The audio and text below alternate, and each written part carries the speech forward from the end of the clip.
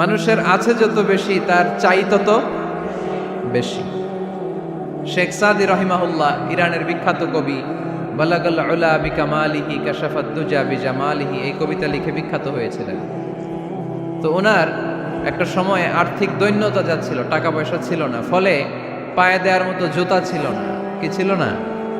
জুতা ছিল না। তো খুব আফসোস করে একদিন মনে মনে আল্লাহরে বলে, আল্লাহ আমি এত বড় কবি, আমার পায়ে দেওয়ার মতো জুতা নাই। আহা, আফসোস করে ঘর থেকে বের হয়েছে। বের হয়ে দেখে এক ভিক্ষুক ভিক্ষা করে, ওই ভিক্ষুকের দুইটা পাই নাই। ভিক্ষুকের দুইটা, আর কবি সাহেবের কি নাই? জুতা নাই।